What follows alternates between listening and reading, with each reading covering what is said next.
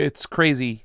You said to me today, it's like it's very easy to feel sad right now with everything going on because this is really freaking sad. And the fact that we're just doing it and not enough people are speaking up. Yes, we saw a great protest, a ton of people there.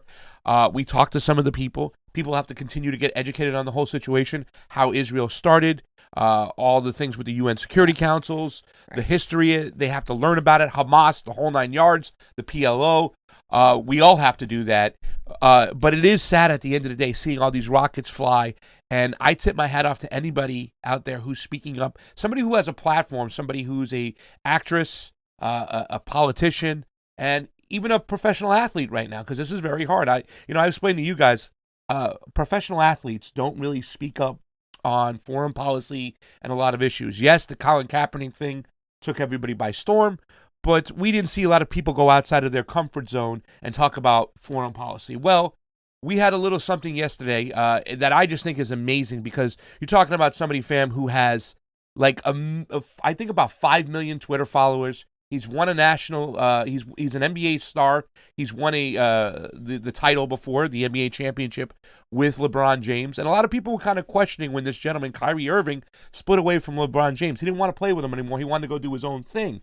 You see LeBron James nowadays, who he's just playing the game, and then you see someone like Kyrie Irving, who just steps out and says this.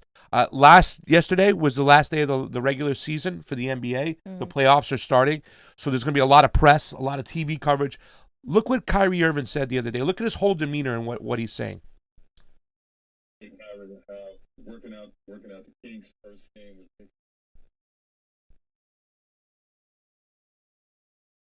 together quite some time. How did it feel to be again so close to full strength as you get ready to wrap up the season? Felt good, just to get out there, play the game that we love. But, for me personally, I'm not really, I'm not gonna lie to you guys. A lot of stuff is going on in this world, and basketball is just not the most important thing to me right now. There's a lot of stuff going on overseas. All my people are still in bondage all across the world, and there's a lot of dehumanization going on. So, I apologize if I'm not going to be focused on y'all questions. It's just too much going on in the world for me to just be talking about basketball. Like, I focus on this shit 24/7 most of the time, but it's just too much going on in this world not to address. It's sad to see this shit going on. And it's not just in Palestine. It's not just in Israel. It's all over the world, man. And I feel it. I'm very compassionate to all races, all cultures. And to see a lot of different people being discriminated upon or against, being discriminated against based on their religion, color of their skin, what they believe in, it's just sad. We all say we're human beings and we care and we're compassionate, but what are you doing to help? And being in this gym, I'm grateful for opportunity. It's a blessing, but my goal out here, my purpose is to help humanity, and I can't sit here and not address that. I don't care which way you stand on either side. If you're a human being, then you would support, the anti-war effort that's going on. There's a lot of people losing their lives, children, a lot of babies, and that's just what I'm focused on. So if you guys want to ask me questions about the game, I really don't care about it, but except just everybody leaving out of the game healthy and being able to go home to their families. So.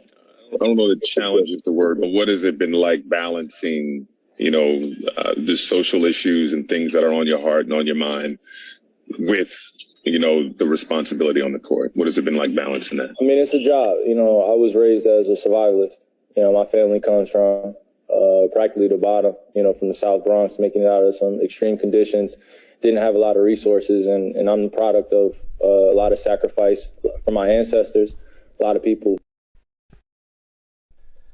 Fam, Kyrie Irving is sad too, and a lot of professional athletes don't go over that line. They understand that their boss who writes that check, who gives them that money, their sponsors who sponsor them, don't want them speaking of foreign policy, don't want them stepping out of line. That's why when I talked about, we have Justin Jackson right now, right? And, when me and Niko have talked about this, we always think about what was the greatest kind of like political athlete that really talked about these things. We talk about Muhammad Ali, who spoke out against the Vietnam War, refused to go to kill poor people in another country. We talk about Jackie Robinson, who actually, not only did he break the color barrier, but he voted for Nixon and said that people of color should come over into the Republican Party because they need a voice over there. But this right here to me was huge for Kyrie to do this. He's got 4.3 million followers. People are going to go. Young kids are going to go and go, Daddy, what's going on in Israel and Palestine? It's going to happen because when you mix politics and you get athletes or you get actresses or performers right now talking about that, it really gets people's attention away from what they're doing into what they're speaking about. I just would like to know your initial thought. I know for me that, you know, being a sports guy, I think this is huge because I really think this is opening up a door. Yeah. But I just want to know your thoughts right now on this, guys. I'm not a sports person, obviously, but at the same time, I think it is significant that he did say what he did say because he is clearly like not happy. Like, and when you go to these press junkets, they ask you the dumbest fucking questions. Yeah. Whether you're an athlete, an actress, a model, whatever the fuck you are, they ask you the dumbest questions. Like, it is a vapid world with a lot of vapid discussions. And to focus on these things when people are getting killed, I mean, it's like a human thing, right? It's like, it was very genuine for him to say that. And like, I haven't seen anybody else that's an athlete besides obviously Justin Jackson talk about this. Like, and by the way, he's not the only one. Yesterday, I found out Bella Hadid was at the Brooklyn protest. Bella Hadid is a supermodel. She was a Victoria's Secret model, and she is half Palestinian. And she went and she posted something about how Israel isn't a country, and she took it down. Like, she just had all this hate and stuff. Like, people are calling misinformation to say that Israel isn't a real country. You know, it's an occupation, even though that's the truth. And there's like all these people that are trying to speak out, but they get like blasted. Because I'm not trying to be an asshole here, but the vast majority of Hollywood and the vast majority of like the production and all of the media is controlled by Jewish people. That is a fact. That is something that, you know, that everybody in the industry knows. And unfortunately, anything you say in regard to, oh, Israel is an occupation, Israel is killing people, it's going to be used against you as a celebrity. But I'm at the point where, fuck that, guys. Like, you have enough money, you have enough influence. Don't let it get to you. Speak out. We need people like that. She has 44-point-something million followers. That is more than the population of Israel. Yeah. Like, literally. Like, this, for people who have that sort of bandwidth, who have that sort of influence to speak out, it is extremely important. And I think, you know, this is one issue where, yes, it's Palestinians being killed, but the bigger issue is U.S. imperialism. And that's something that the next step that people need to understand is, like, we do this all over the fucking world to everybody. We've been doing it to Syria. We've been doing this to people in the global south. This is what we do. And I think people are starting to come to terms with, how can you go on living this whole, like, lie when all this shit is happening and you're supposed to, like, you know, you say all these things like, oh, we care, like, and blah, blah, blah, and we're all human beings. But to really actually feel it is a whole other thing. Yeah. Johnny, your thoughts on Kyrie? Anything? Yeah, I mean, I just hope to see more athletes do it, you know? It's like the person who controls you can't talk about, right? So I want to see who's brave enough to really come out and really say some shit when you're in a position of power like that. You know, that's what we were hoping Bernie would do with the elections. That's what we were hoping, you know, other I haven't seen Tulsi say anything. You know, other celebrities and, you know, it's like, who are you living the life that you really want to live? Like, if you're not allowed to speak on whatever you want to speak about, right? Yeah. So that's whatever you should be speaking about, right? Exactly. Like, in regard to Tulsi Gabbard, I was told that she is on duty somewhere, so she hasn't had access to anything, or she can't. She did tweet something one day ago. She just said, "Good job" on something. But either way, if you're not speaking out against this, I think it just says a lot. Like, right? If people are going to assume that where you stand. Silence is complicity at this point. I mean, this is absolutely. This is bigger than just focusing on Palestinians. Like, obviously the focus is on poor Palestinian people who have been just destroyed. But again, it's like, this is going to keep happening as long as we allow Israel to have all the funds. As long as we allow, like, Americans allow their own country to do this. Like, this is our doing, and we're going to talk about exactly how we are directly connected to this. Now, I want to make the distinction between the two. Kyrie Irving is a superstar. He was the first pick in the NBA draft, meaning he was the first college pick that 1 year after LeBron James left. He won an NBA championship. He, was very close with Kobe too. Kobe, mentored him in some ways when it came to the basketball court. So this guy's reach is way out there. Justin Jackson's in a different position, right? Okay, he's like a mid-round draft pick. I think he was drafted in the 4th or 5th round. He was a good running back, definitely, out of Northwestern. This is his year right now, Justin Jackson. He's got the coach he needs, which is going to give him the offense that's going to go in there. He'll have a chance to start or fight for the starting position, and he could blow up. Right now, he's not a big no-name superstar out there, Justin Jackson. Mm-hmm. But what he's putting out there politically, if he blows up, people are going to go back and going to look at his stuff. They're going to see his stuff. Believe you me, fams. The NFL owners do not want Justin Jackson to succeed. The more popular he becomes, the more his messages will get out there. Now, this is him, and I know some people are like, well, he just had Aaron Matei on his show. But Aaron Matei talked about all this stuff of what's going on, and then Justin Jackson agrees with it, and then even further stamps more validity on it. Take a look. Before speaking, Israel's launched a new wave of bombing, indiscriminately attacking homes. They've already leveled entire residential towers in the last few days, and that is continuing now. No pretense even to be targeting militant targets. Gaza is one of the most densely, if not the most densely populated areas in the world. It's basically an open air prison, and they're just bombing civilian homes at will. I think the latest death toll that I read is 28 children since these Israeli attacks began. And what that headline is missing is that it's missing many things, but the key thing that it's missing is that Israel explicitly rejected an offer of a ceasefire from Hamas. Hamas offered a ceasefire yesterday, but that was rejected. It was rejected because Israel has no interest in peace, no interest in defending its civilians from rocket fire. It's an occupier. It's a bloodthirsty, insane, Jewish supremacist occupier. These are things that are easier for me to say because I'm Jewish myself, but that doesn't make them any less true. It's just it's an insane state that's gone crazy, and it's completely armed and enabled by the U.S.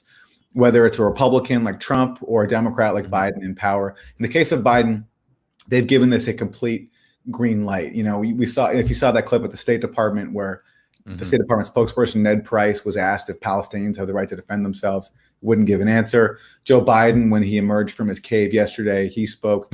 He said, "I hope this wraps up sooner rather than later." That's a green light to murder babies. That's what that was. And at the United Nations, you had every single member of the Security Council willing to support a pretty bland resolution calling for a ceasefire, for an end to violence, except for one, the Biden administration, the U.S., which blocked that. So that shows which side we're on, how much we care about the so-called rules-based international order, how much we care about human rights. It's all a joke, and it's resulting right now in another massacre of the people of Gaza. Yeah, I mean, 100% true, 100% on the money, and it's wild to me because I've tweeted stuff out, I put stuff on my Instagram, and I have people coming into my DM saying, well, you don't understand the full breadth of the situation on the ground. They're not showing you all that is actually happening. And I'm like, so are you sitting here telling me that 80 Palestinians aren't dead? That 28 Palestinian children aren't dead? Are you telling me not to believe, don't believe your lying eyes type thing? Have you seen that same type of reaction? And is this kind of like a tried and true reaction from people that want to defend Israel at all costs? And Peeling back, fam, asking questions, talking about the things that, are you telling me what I'm seeing is not true? But that's what they do, though. That's literally, and then whether you're an athlete or in the entertainment industry, that's the narrative right now. Oh, you don't understand what's going on. You have to see that both sides are engaged in this, because this is what I've been told for decades. This is the narrative, and they're spinning it again, even though now more than ever people have cell phones, people have cameras everywhere, the internet is at an all-time high, and people are using TikToks and all this stuff to show what's actually happening. You can't fucking lie. The narrative that what Israel was used to spinning is no longer sticking as well as it should be, and it shows in athletes like Justin Jackson and athletes like Kyrie, like all these people in entertainment that are saying things. It's like you can't hide it. Like if they're seeing it, like that means like your narrative, you've lost control of that narrative. Yeah, I love the fact that Aaron Matei laid out everything, the constant bombing of civilians, a ceasefire from Hamas, which has been ignored. We get all this stuff. The Biden administration greenlighting, bombing, blocking in a ceasefire. Justin not only agreed to it, he also built upon that and said, well, he gave pushback to those people out there who were saying, well, you're just seeing one side. Like we saw a picture of people in the mosque with stones, and they're like, that's your reason for justifying what the Israelis are doing? No, Straight sorry. up lies, too.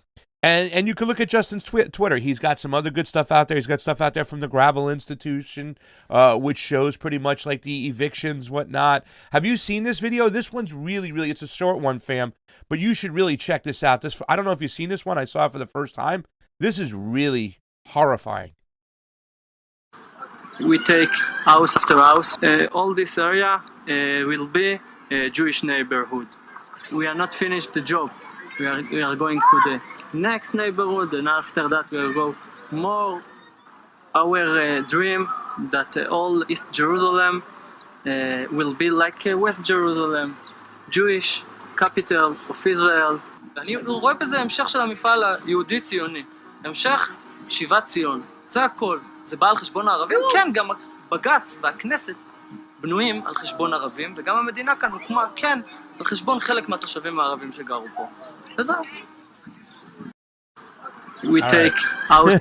It's just, I mean, disgusting. You know what I'm saying? He's not afraid to put it out there. He's not afraid to retweet it. Also, he put out another one when, people saying, well, that's bullshit. It's the crowds that are acting violent and the police are responding. Justin's even going, no, look what's happening at home. It's happening in Israel. This is where they get it from.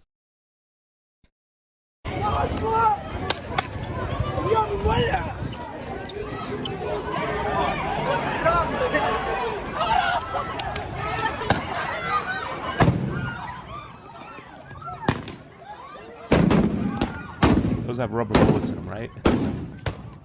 Or they just sound grenades? Like real. Those are actual fire. Those are actual weapons. Yeah, I think those we don't know for sure, but I think those are the ones that have the rubber bullets in them. I'm not sure.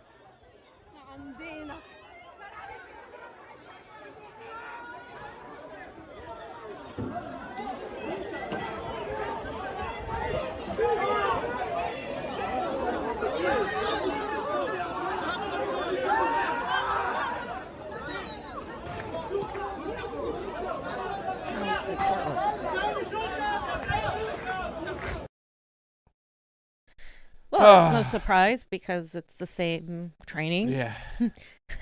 I just put something up that Really what is. does this mean that Justin Jackson is doing this stuff? Professional sports can often represent the circus of distractions to what's going on in social issues, politics, and the behavior of representatives in local and national government. We talk about this all the time, fam. You speak to somebody, they'll know where their offensive lineman, what school he went to, where their wide receiver, what his favorite ice cream is, but then you ask them what's your representative, and they don't know. It's part of the circuses. The bread in circuses we talk about. Professional sports can be looked at as part of the circuses. It distracts people. People know so much about professional sports, and they don't know shit about their local politics, what's going on. That is an issue. I said, however, if these athletes use their platforms to bring awareness to social issues and foreign policies, a lot of people who are unaware of what's going on will now be paying attention to those issues and our representatives. Make no mistake about it. The NBA owners don't want Kyrie running his mouth about Israel, and the NFL doesn't want Justin Jackson to succeed. Fam, I'm going to make sure that I'm going to draft Justin Jackson from my fantasy football team. And I suggest people go out there, make a statement. If you're involved, draft Justin Jackson because we want this guy to succeed. The more popular this guy becomes, the more his message gets out there. And I have never, ever seen an athlete go as deep and as nuanced as Justin Jackson has. You know, now, and I love and respect to Muhammad Ali, what he did. Love and respect to Jackie Robinson, what he did. Love and respect to Charles Barkley, who's been pointing out a lot of stuff. But Justin Jackson goes where no athlete goes. He goes into local politics. He's not afraid to say this stuff. And let's look at the king What does the king, who everybody goes, oh, LeBron James, the philanthropist, whatnot, what's on his Twitter feed? Do we have anything about Israel in there, Johnny? No. No, this should be something about Israel. No, a Mountain Dew commercial. You know, he's telling people to drink Mountain Dew. No.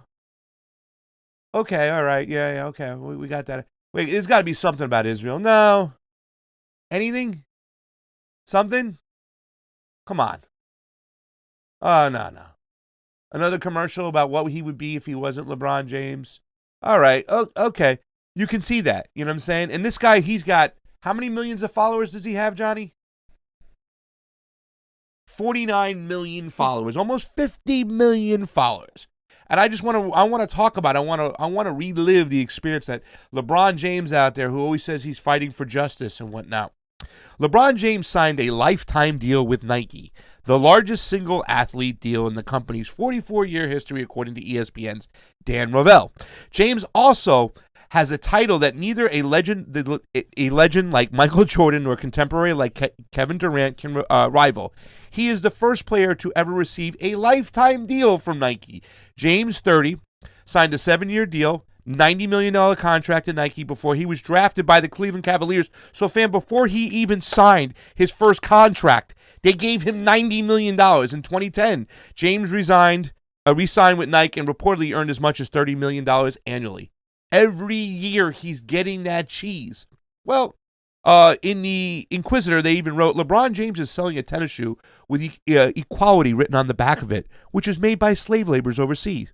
The irony of the decision is mind-blowing. There are effective slave laborers sitting there making equality sneakers so that LeBron James in America can pat his chest, and all the social justice warriors out there can say, my God, look how brave LeBron James is. He's in favor of equality. The reality is the LeBron James equality shoes are made fundamentally in a fundamentally unequal way, and the money made from LeBron James equality shoes will be distributed in a fundamentally unequal way. Fam, we've learned about this story before. Yep. He's known about this. Jim Keedy taught us years ago. Fighting Jim Keedy. This is why I stopped buying Nike. I told my mother, don't send me anything with Nike when she gets me some gifts or whatever. Please, just stay away from Nike. Now, to be honest with you, fam, all the other companies are doing it still. But the fact that this message and this story hasn't gained any ground and people are still exploiting slave labor overseas to make millions is disgusting. Let's look at Jim Keedy. This is a little quick clip of his story behind the swoosh of when he went to Indonesia to try to live on the same salary that those workers live on. Jakarta, with the plans that for the next month we were going to live as Nike's factory workers lived, which meant that we were going to go live in a workers' slum outside of the capital, and we were going to live on the workers' wages, $1.25 a day for the next month, to try and come maybe to a better understanding of what it's like for Nike factory workers to make this kind of money and live under these conditions. We lived in a 9x9 cement box. It was over 100 degrees, it's 100% humidity, a small window, certainly no air conditioning. No furniture. You slept on a very thin mat on an uneven cement floor covered in shelf paper. The streets outside of your home are lined by open sewers, and what that means, like in the rainy season, you would have all that feces just float up into the streets and into your house. And every time that you go to the bathroom, it comes back out into the sewer for everybody else to see and smell. You would have football-sized rats that would stampede over the ceiling at night and come up through the toilet and look for stuff to eat in the house, or the fist-sized cockroaches that would crawl over you at night. Siapa nama Anda? Saya. Nama Jim. Nama Jim, yeah. Just like anyone around the world, you can't just drop into someone's life and be like, hi, we're here. We want to live in your life and tell us how much it sucks. You had to build bonds of trust. Jim? Siri? Yenny? Nice to meet you. Hello. They treated us very politely, and it wasn't until they saw that we were committed in the capacity of living on the wages that they're forced to live on, in the conditions that they are living in, that they felt that they could start to begin to trust us. You get to know them and you hold their children and you eat with them and you share stories with them. They become part of your family. We would go to different workers' homes. You got like 4 women sleeping in an 8x8 cement box, and all their possessions are in there. Like everything in this small area. The workers would have to share a bathroom with 5 to 10 other families. The workers would have to share living quarters, actually like a row of shacks with corrugated tin roofs. All of those families would share a laundry corner and a kitchen facility, and they would all share the same well to take the water out of. $1.25 a day after you've paid for your rent, water, electricity, any major transportation costs, you're going to be left on average with roughly 7,000 rupiah per day. What the hell does that mean? That's going to buy you 2 simple meals of rice and vegetables, a bag of peanuts, a bottle of iced tea, and some dish detergent. And that's all you can get. And that's your reward? Without a doubt. We found it out in the first week that we were there. There's no way that you can live on $1.25 a day and maintain your human dignity. It's just not possible. Yeah, that was exactly it. And that wasn't even going into the conditions in the factory, fam. It was disgusting. When Justin Jackson came on the show, and I said to Justin, why don't some athletes get together, start their own brand, and open up a factory in Flint? That wasn't my idea. That's something I saw from Michael Moore years ago, when Michael Moore had the idea, and he tried to get the CEO of Nike to go over to Indonesia with him, take a look at the factories. The guy had never been there. He refused to go there. He also acknowledged that it was a regime change country, once again, so they were being friendly to the corporate state using slave labor, whatnot, and stuff. But let's just take a look, and I want you to watch this, fam, because you'll see what the CEO says after. And I think this is something that can be done. I'm hoping that Kyrie Irving could maybe get with Colin Kaepernick, maybe get with Justin Jackson, start your own sneaker brand, make it in the USA. We're getting ready to open up our shop, right? And what are we thinking about? Where are the shirts made? Yeah. We're very conscious of it, and we have no money. Why can't these athletes who get paid millions of dollars per year start something and say, okay, I'm going to have to take a little left, but I'm going to really give back to the community? It's really hard. It's more expensive to have union-made stuff or to Way have more expensive. American-made stuff. It's ridiculous, and it's just disgusting how we exploit other. It's just disgusting to me. So this is when Michael Moore had the idea. Let's go back to Flint, and I think we should open up this idea and go into this here, and maybe get a shoe factory in Flint. Take a look. Michael Moore is urging the world's largest athletic shoe company to open a factory in Flint. Michael Moore chastised the chairman of Nike, Philip Knight, criticizing the company for making most of its shoes in Indonesia. So Moore has come home to convince Knight. He's staging an event tomorrow in front of City Hall. So tomorrow at noon, I want to prove him wrong. I want the people of Flint who would like to work, who would like to have a job at Nike, to come here and stand in front of City Hall. I'll have my film crew here, dress warm, and we'll make a video message to him and show him that the people of Flint, if they had an opportunity to work, would certainly work. We need jobs! We need jobs! We need jobs! We need jobs! We need jobs! Flint needs jobs! Flint needs jobs! Flint needs jobs! Flint needs jobs! It's Nike. I'm 37 years old. For 25 years, I've been wearing Nike. Nike means that much to me. Flint should mean that much to you. We don't make them here, we shouldn't buy them. There's a lot of people in Flint and all over Michigan that need jobs, but especially in Flint. And I'm one of those people. If I can buy my son these Air Jordans and he can wear them, you best believe I will help you make them. Come to Flint. We're hard workers in this area. We've been working a long time. 5 generations, 4 generations of hard workers putting cars together. We can put together your tennis shoe. Please give us a chance. Thank you. Very impressive. So what do you think? I think that a lot of people that don't have jobs will take any job but that given choice, that Americans really don't want to work in shoe factories. I still believe that. No, but I'm just No, they said they did. people, Because, yeah. and I think any unemployed person will say that I would like any job. I mean, basically, you know, Flint isn't on our radar screen right now as far as a warehouse or a sales office. Would you do it as a personal favor to me? Wow. Dude, you should have seen the other clip, fam, when he asked him, "Have you ever go to Indonesia?" He's like, "I never been there," and stuff. He goes, "Well, you're a billionaire. Can't you just be a half a billionaire?" That's what it is. You can't be a billionaire. You got to be a half a billionaire. But you're going to bring jobs home.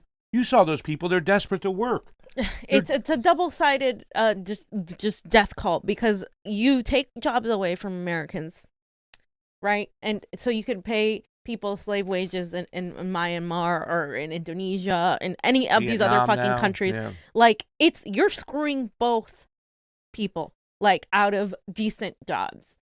Like, I just, this is why I'm not a capitalist. This is exactly why. Fam, if they don't have those jobs, they would have nothing. They should be thankful to have those jobs. Yeah, after you supported the regime change, that's putting people under the worst conditions whatsoever, and therefore that the only way they can make money is because they're taking the IMF in and all these banks in, and they have to produce our products through slave labor.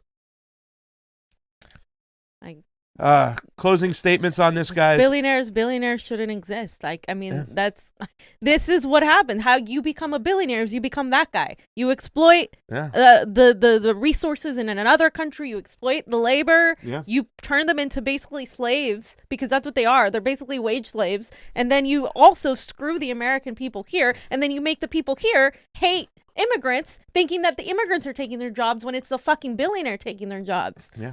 Eat the rich. It's time, guys. It's time. Terrible. You can't reform that, because that guy's not going to change his mind. That guy's not going to let go of his money. You cannot reform this shit. And I am buying a Kyrie hat. I think he's got these hats. I'm going to buy a Kyrie Irving hat. Big ups to you, Kyrie, for speaking out there. We've been talking about people who have said nothing. Fans been looking through a lot of people's Twitters looking for something, just a ray of light, a glimpse of hope, something to say, come on, speak about this right now, because a lot of people in the mainstream media, a lot of people who aren't following this stuff still don't know what's going on. Or they're telling the wrong shit. They're both citing the issue. Yeah, it's terrible. And I'm going to be drafting Justin Jackson. I think a lot of people should in your fantasy football leagues. Fantasy football is huge. Guys, do it. Let's support. Let's hope. Let's stand behind Justin Jackson. If Justin Jackson has a great breakthrough year, he's going to have more eyes on him. That means more eyes on Israel-Palestine, more eyes on the inequalities that are happening at home, more eyes on our elected officials who are lying to us, more eyes where we need it. So let's root for Justin Jackson.